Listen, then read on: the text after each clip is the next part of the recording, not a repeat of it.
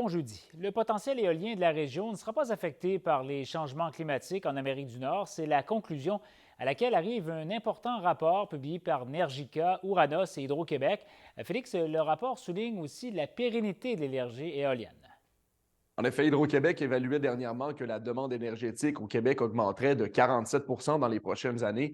L'étude visait à vérifier deux choses. On voulait connaître la fiabilité du secteur éolien et deuxièmement, si la production d'électricité d'origine éolienne sera impactée par les changements climatiques. On craignait que l'augmentation du givre et des grands vents réduise la production électrique ou encore endommage les éoliennes. Les partenaires de cette enquête concluent que le secteur éolien ne subira aucun effet significatif pour les 40 prochaines années. Et l'étude qui propose aussi de mieux planifier la transition vers une énergie verte. Tout à fait. On doit se rappeler que le gouvernement du Québec a toujours des objectifs de réduction de GES pour 2035. On comprend avec les résultats du rapport que l'éolien pourrait contribuer massivement à la transition vers une énergie verte. Je vous laisse d'ailleurs entendre la chercheuse responsable de la rédaction du document. C'est une excellente nouvelle. Notre étude elle vient confirmer que l'éolien va demeurer un choix qui est stratégique, qui va être fiable à long terme, sur lequel on va pouvoir s'appuyer. Ça va demeurer une valeur sûre pour le Canada, pour le Québec, pour la Gaspésie. La Gaspésie aura également un rôle très important à jouer dans l'apport à l'éolien, puisque la région fait partie des endroits prometteurs pour l'installation de nouveaux parcs éoliens. J'aurai d'ailleurs tous les détails au bulletin de ce soir. Merci, Félix. Au plaisir. Au revoir. Lors d'une récente opération de sécurité routière menée par la GRC dans la péninsule acadienne, 31 véhicules ont été remorqués et 79 contraventions ont été remises. Les 17 et 18 mai dernier, des policiers et des inspecteurs mécaniques ont mené l'intervention dans plusieurs municipalités de la péninsule. On ciblait les véhicules en mauvais état, les voitures modifiées illégalement, les conducteurs distraits et ceux qui ne portaient pas leur ceinture de sécurité. D'autres opérations du genre pourraient se dérouler au cours des prochaines semaines. Plus de peur que de mal hier matin, alors que les pompiers sont intervenus dans une usine de poissons de Bac-à-Raquette pour un début d'incendie. L'alerte qui a été donnée au service d'urgence à 8h45. Selon les premières observations, le feu qui aurait pris naissance dans des tuyaux situés sur le toit du bâtiment. L'intervention rapide des services d'urgence a permis de limiter les dégâts. L'incendie a été maîtrisé en moins de 15 minutes. Les dommages sont somme toute mineurs. Le paysage idyllique de Carleton-sur-Mer est entaché par le comportement d'un de ses citoyens. Des résidents du secteur du Golfe n'en peuvent plus de vivre à côté d'un dépotoir à ciel ouvert. Patrick Giguère. Il n'y a pas de déchets qui met au chemin, il n'y a rien qui met, ça se cumule derrière la maison, puis tout ça. Puis à un moment donné, il y a des odeurs, ça sent. Là, c'est la vermine, ça met là-dedans, puis tout ça, là. C'est nous autres qu'on va avoir ça. C'est du jamais vu pour Sylvain Boudreau qui habite à côté de celui qui a transformé sa cour arrière en véritable dépotoir urbain. C'est une sous. Un dépotoir, moi, des fois, est plus organisé que ça. Les terres sont d'un bord, puis le fer est d'un bord. Là, c'est tout pêle-mêle. C'est ridicule, tu sais, là. Et ridicule, c'est peu dire, parce que ça fait près de 2 ans que ce locataire qui loue cette maison de la route 132 se laisse carrément traîner. Et on retrouve notamment des bouts de bois, divers matériaux de construction, appareils électroniques, des pneus, matelas et divers déchets de toutes sortes qui jonchent le sol et les voisins n'en peuvent plus. Ici, là, derrière, il y a le golfe à Carleton, là. Faut pas croire que c'est pas beau, là. Ils arrivent là, les touristes, puis ça, puis qu'ils voient ça, les déchets, c'est tout éparé, les vieux chars, puis ça. Ça ne donne pas un beau coup d'œil, là. Les voisins, c'est sûr, c'est écœurant, là. Mais, ce qu'il veut qu'on fasse, il ne nous arrange pas. Mais, il fait des crapuges là-dedans. Il est tout en train de briser le loyer aux femmes des propriétaires. Elle est malade, elle ne peut pas se déplacer, la madame, c'est une porte de rocher. Selon le voisinage, le résident des lieux sera aux prises avec des troubles de santé mentale, ce qui expliquerait ce désordre. Des plaintes ont été déposées à la ville, mais rien n'est fait. Difficile de dire si les autorités municipales tolèrent ce genre de dépotoir, puisqu'elles refusent de répondre à nos questions sur le sujet. À un moment donné, là, il va falloir qu'ils fassent de quoi. Puis eux autres, ils auraient ça alentour de leur maison, là. Bien, ça, c'est de quoi qui se ferait longtemps qu'ils auraient réglé, puis ça serait plus là.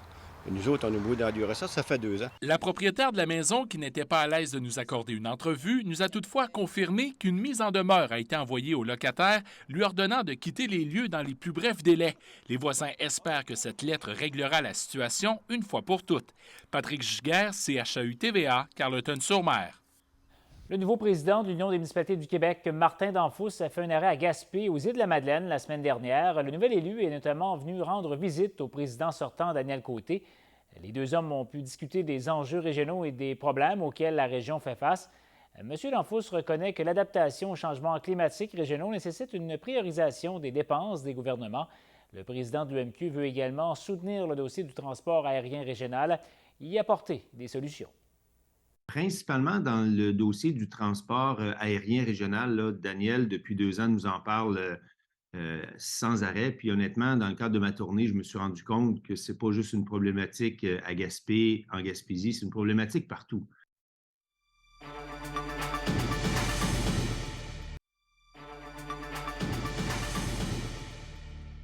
Un nouveau sondage mené par Narrative Research conclut à l'insatisfaction grandissante des électeurs néo-brunswickois envers le premier ministre Blaine Higgs.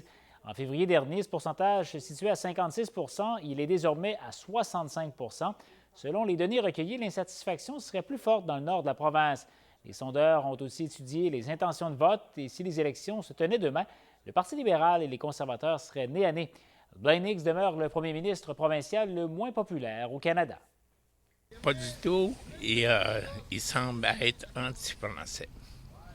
Et il n'y a pas d'empathie pour la population. Il est pas mal bad. Ça ferait bien du bien de changer, il faut dire une chose, à mon idée. On sait que le gouvernement actuel a quand même des moyens à sa disposition, à savoir qu'est-ce qu'il veut faire avec. Tout laisse présager une autre excellente saison de la pêche au saumon sur les rivières de Gaspé. Les acteurs autour du secteur économique sont confiants que l'achalandage de cette année sera plus élevé que l'an dernier. Joanne Mazard. C'est jeudi que débutera la saison de la pêche au saumon sur les 3 rivières de Gaspé. Rémi Lemerise, le directeur de la Société de gestion des rivières de la ville, s'attend à une très bonne saison sur son secteur. La pêche, elle commence demain, le 25 mai, et si on se fie aux dernières années, on a eu un bon achalandage, la popularité de la pêche au saumon se maintient et augmente même un petit peu avec les années, et nos montaisons de saumon aussi sont en augmentation dans les dernières années, donc on s'attend à une excellente saison 2023. En 2022, la montaison était plus importante que les années précédentes. Les remises à l'eau sont aussi à la hausse. Toutes ces statistiques permettent aux experts d'évaluer très positivement le nombre de saumons présents dans les rivières de Gaspé. Les employés puis moi, on se répartit la rivière en 3 secteurs en général, puis on part chacun de notre secteur, du haut de notre secteur, puis on descend la rivière en plongée, puis on compte les saumons. On compte le nombre de grands saumons, le nombre de petits saumons. Puis si on voit d'autres espèces aussi, comme les lombes de fontaine ou autre chose, on les compte aussi. Les débuts de saison sont rarement le moment pour faire bonne pêche. Pour l'instant, les saumons se font encore timides dans les cours d'eau de la région. À voir dans les prochains jours, là, dépendamment du niveau de pluie qui rentre. Si c'est pas trop haut, bien, probablement le début de juin, on devrait être pas pire. Là. Les pêcheurs devront donc patienter encore un peu pour espérer attraper des salmonidés sur la rivière Dartmouth, la York ou la rivière Saint-Jean. Je vais commencer à pêcher avec des clients probablement autour de 8 à peu près. Là.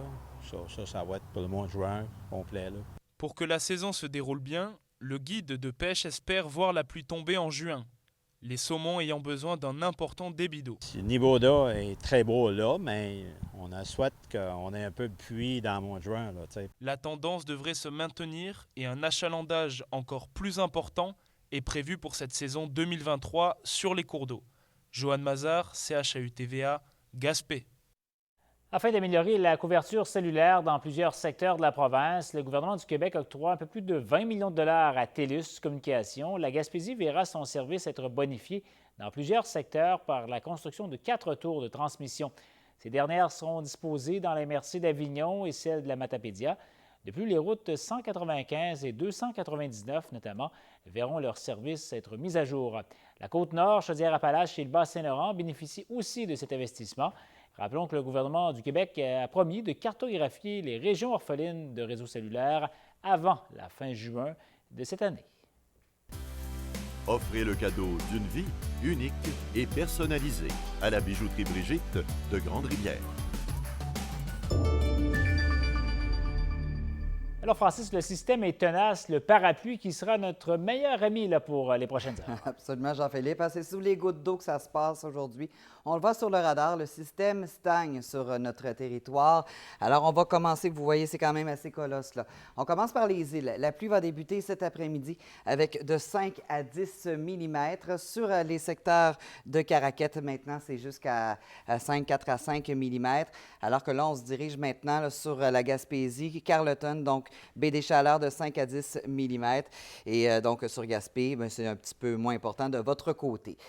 Donc, la brise sera bonne avec de la pluie, un peu partout, comme je vous disais. Les rafales vont augmenter à 50 km/h là, sur les secteurs des îles de la Madeleine et maintenant aussi les secteurs de Caraquette.